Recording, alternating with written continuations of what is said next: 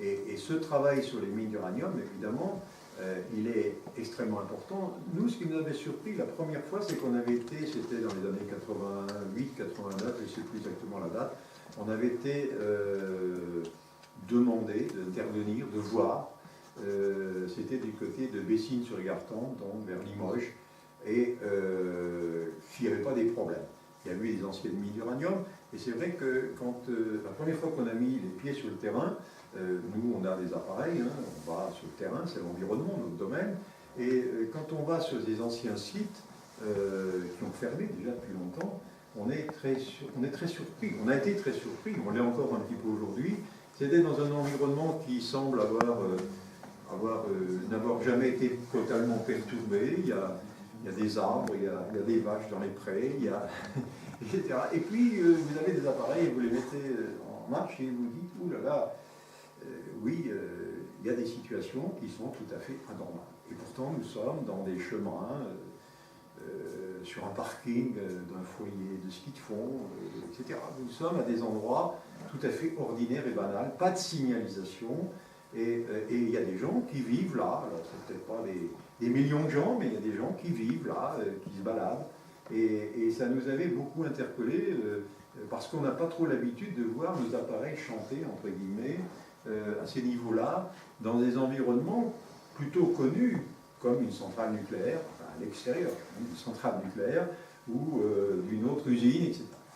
Et là, ça nous avait donc interpellés, c'est pour ça que on a commencé un travail avec les associations locales pour essayer d'abord de retrouver l'histoire de ce qui s'était passé, faire revenir l'exploitant. Areva assume l'héritage de toutes ces histoires des mines, 200 mines en France, sur une vingtaine de zones différentes. C'est pas rien du tout. Plus aucune ne fonctionne depuis 2000. Je vois que c'était la dernière. 2001. La dernière mine a fermé en 2001 et l'exploitation aujourd'hui se fait ailleurs. Et donc on a réussi, je dirais, un sacré combat de longue haleine pour faire revenir l'exploitant, faire alerter le préfet, du coup création de groupes de travail, de commissions, s'asseoir autour d'une table, de faire reconnaître à l'exploitant qu'il n'a pas correctement abandonné les lieux, c'est pas sécurisé. Le ménage n'a pas été fait. Ce travail-là, ça a pris des années et des années. Il a quand même bien avancé. Là où les associations locales ont fait un vrai travail, eux sur le terrain d'inventaire, nous avons apporté, nous, la CIRAD, les outils parfois, la connaissance scientifique, comme on l'a fait cet après-midi par une formation, pour pouvoir mieux appréhender la problématique, qui n'est pas simple, hein, il faut reconnaître. Donc les choses ont pas mal avancé, mais ça pédalait pas mal, difficilement, je dirais, ça pédalait un peu, comme on dit, dans la choucroute, c'est-à-dire ça avançait pas mal. Et puis il y a eu un documentaire en 2009, La France contaminée, qui était justement sur la problématique des mines d'uranium, fait présenté par Élise Lucet sur Pièce à conviction, et qui montrait ce documentaire, le travail fait sur le terrain par la CIRAD, mais aussi les associations, qu'effectivement il y avait bien Areva qui avait refusé de répondre à toutes les questions des réalisateurs, pour savoir si le documentaire allait passer ce soir-là sur France 3. Pour finir, il est passé, par contre il n'a jamais été commercialisé. Hein. Vous ne trouverez pas un DVD commercialisé de ce truc-là. N'empêche que ça a vraiment voir plusieurs aspects. C'est d'abord qu'il y avait effectivement une France profonde avec des problématiques de déchets radioactifs dans des endroits tout à fait improbables. Et que l'exploitant et l'administration, qui était censé surveiller l'exploitant, n'avaient pas fait son travail, puisque là où l'exploitant fait des mesures, en gros, la mesure n'est pas fausse, mais que le capteur, il est placé à un endroit particulier, puisque si vous vous éloignez de quelques mètres de cet endroit-là, vous voyez que la situation est tout à fait différente. Or, on est obligé de se poser la question, si ça arrive une fois, mais quand c'est systématique, il y a bien une volonté pour le plan de surveillance de cet environnement, de ne pas représenter les réalités de la situation, c'est-à-dire la contamination, pas universelle de l'environnement, totale, mais en tout cas réelle sur des zones assez étendues. Et ce documentaire a fait vraiment bouger, puisque nous, sur des dossiers comme un parking de foyer de ski de fond dans l'Allier, il y avait vraiment des endroits sur le parking où vous étiez à 1000 fois le rayonnement naturel, sur des points particuliers. Or, un parking, c'est un foyer de ski de fond et les enfants peuvent jouer par terre. On avait vraiment des situations anormales. Eh bien, ça faisait, les associations locales avec la Kérad, ça faisait des années qu'on demandait qu'on nettoie, entre guillemets, ça veut dire décontaminer ce parking, et on n'arrivait pas à l'obtenir. Et le parking de Gueugnon, immédiatement aussi, le parking du foyer, du stade de foot de Gueugnon, idem. Et là, du jour au lendemain, Areva arrive autour de la table, avec le préfet qui a dit « Ok, on a compris, on va faire. » Ouf. Mais il a fallu ce fait négatif. Et là, c'est vrai que M. Borloo aussi, à la suite, a sorti une circulaire qui a fait bouger les lignes. C'est-à-dire qui a obligé Areva de dire il va falloir revoir un peu la copie. Elle est totalement insuffisante, mais et là, elle a fait bouger des lignes. Et aujourd'hui, c'était 2009, on est en 2015, il y a les choses avancent petit à petit. Mais récemment, c'était l'été dernier, c'était il y a un an, le camping de Piriac, ici, où vous avez là encore des stériles, entre guillemets, c'est-à-dire des matériaux qui ont été dispersés parce qu'ils étaient soi-disant stériles d'uranium, ce qui est totalement faux. Ils n'étaient pas stériles d'uranium, ça n'existe pas, les matériaux stériles d'uranium. Eh bien, avaient été dispersés partout, et Areva savait depuis 2010 que ces allées de ce camping étaient contaminées par des stériles qui avaient été dispersés. Et on arrive à l'entrée de la saison 2014, donc il y a un an, et les associations locales nous disent « mais c'est toujours pas fait ». Donc du coup, on fait un courrier au préfet, on organise une réunion publique, etc. Mais c'est trop tard, la saison est engagée, on ne va pas faire les travaux. Du coup, il y a encore un été qui s'est passé avec ce camping, avec ses allées contaminées, etc. Il a fallu attendre l'automne 2014 pour que le travail soit fait. Je n'ai pas pu aller vérifier si le travail a été fait correctement, mais bon, au moins il est fait. Voilà le combat. Et là, j'ai donné que quelques exemples. Il y en a des centaines. Où on arrive à obtenir des choses, mais c'est vraiment un combat de longue haleine, un combat très difficile, et où les associations font le travail de terrain, ils mouillent la chemise pour aller courir les chemins, vérifier, etc. Ils se sont équipés de matériel adéquat pour ça, et nous on fait la partie formation pour les associations. Mais il y a encore un boulot énorme à faire, et là moi je salue le travail fait localement, et c'est pour ça que j'ai le plaisir de venir en Bretagne pour parler des mines d'uranium, mais aussi du radon. Et donc de faire une petite étape ici dans votre secteur où il y a eu ces activités-là.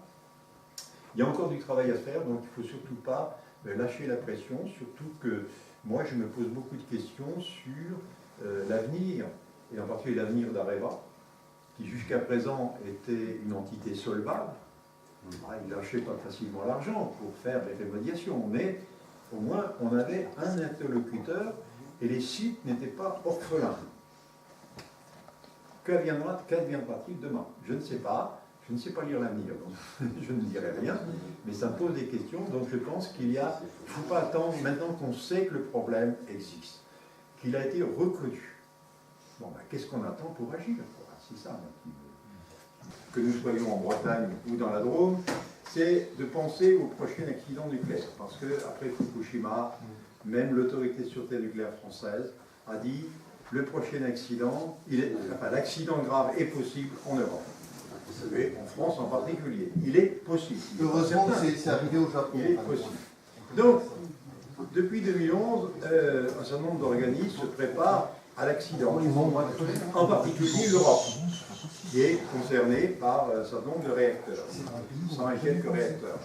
Et l'Europe, qui a été prise de court au moment de Tchernobyl et au moment de Fukushima, pour savoir quelle était la limite qui serait appliquée en cas d'accident nucléaire pour les aliments commercialisés en Europe. Bah oui, on était pris de court, on n'était pas prêt en 86. On n'était pas prêt à la catastrophe de Fukushima, puisqu'on avait en gros adopté des normes mais très provisoires en 86. Et en 2011, bah, on ne savait plus où on en était. Donc l'Europe a anticipé le prochain accident en décidant d'un règlement qui a commencé à être pondu par nos experts d'Euratom. Euratom, c'est un des premiers traités européens qui a pour vocation de promouvoir l'énergie nucléaire en Europe au moindre coût et en même temps de fixer les normes de radioprotection. Donc la commission Euratom a une mission quelque part régalienne de fixer des normes. La radioprotection, c'est protéger les gens. Radioprotection, ça concerne aussi bien les aliments. Et donc, nos experts d'Euratom ont décidé de fixer des limites sur les aliments qui seraient commercialisés en cas de nouvel accident nucléaire en Europe. Comme ça, on sera prêt. En cas d'accident, on aura nos chiffres. Sauf que ces chiffres, ils ont été rendus publics, enfin accessibles sur Internet, il y a au mois d'août l'année dernière. Avant, ils travaillaient. Les gens travaillaient entre 2011 et 2014. Ils travaillaient. Et en 2014, nous avons accès, dans le cadre de notre travail scientifique, CRIRAD, à la demande de nos adhérents, dire il faut surveiller un petit peu ce qui se trame à l'Europe, un peu partout, pour que on ne soit pas pris de court en cas d'évolution d'une réglementation, d'un texte, de loi. Quand on peut agir avant, c'est toujours mieux. C'est pour ça qu'on découvre ce texte et on commence à l'éplucher. Et alors là, on est profondément scandalisé de constater ce qui est prévu par l'Europe et qui sera donc, comme ce sera un règlement, applicable intégralement. Ce n'est pas une directive, hein, c'est un règlement, c'est-à-dire que ce sera imposé à tous en Europe en cas de prochain accident nucléaire. Je peux vous dire que les chiffres qui sont proposés, ils sont au minimum 2 fois plus élevés qu'en 86. Ils sont au minimum plus de 10 fois autorisés, ceux qui sont autorisés au Japon aujourd'hui. Là-bas, c'est aujourd'hui officiellement 100 becquerels par litre ou par kilo pour les aliments. Nous, ce qui nous est mis dans les textes, là, c'est 1250 becquerels par litre ou par kilo. Je parle pour l'alimentation adulte, les aliments courants. Après, vous avez des catégories pour les enfants un peu différents, etc. Mais il y a des aliments qu'on conserve comme aliments de moindre importance. Dans une colonne, c'est marrant, aliments de moindre importance. À votre avis, c'est quoi? Aliments de moindre importance, alors ça peut être des trucs complètement exotiques.